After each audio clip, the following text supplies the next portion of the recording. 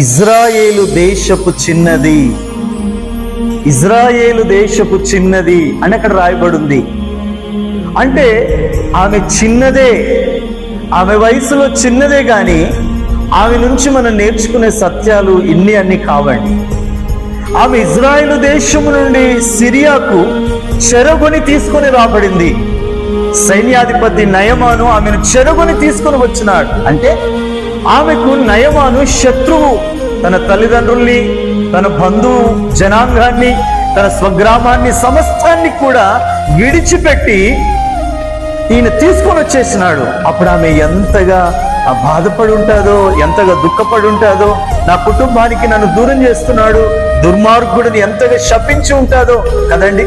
మనమైతే ఆ స్థానంలో ఉంటే మనల్ని ఒక శత్రువులాగా భావిస్తాం నయమాను.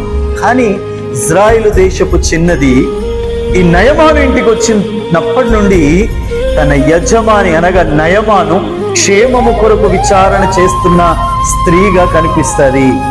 నన్ను నా కుటుంబానికి దూరం చేసిన వాడు వీడు చనిపోని అని కోరుకోవట్లేదు, కానీ అతడు మరణములో నుండి, ఆ కుష్ఠరోగంలో నుండి బయటకు రావాలని ఆకాంక్షిస్తా ఉంది ఈ ఇజ్రాయేలు దేశపు చిన్నది. చూస్తే చిన్నదే, కానీ తన మనసు ఎంత నిర్మలమైందో, ఎంత అద్భుతమైందో. ఎందుకు ఈ చిన్నదానికి మనసు ఉంది అని అంటే, ఇజ్రాయేలు దేశపు చిన్నది అనగా ఇజ్రాయేలు దేవుణ్ణి కలిగినటువంటి చిన్నది. నా దేవుణ్ణి ఎవరైతే కలిగి ఉంటారో, నా దేవుణ్ణి ఎవరైతే వెంబడిస్తారో వారికి దేవుడు అలాంటి మనసు అనుగ్రహిస్తాడు.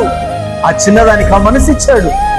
నయమానును సైతం, శత్రువును సైతం రోగం నుండి విడిపించాలనే తృష్ణ ఆలోచన అది దేవదేవుడు ఆ చిన్నదానికి పెట్టినాడు.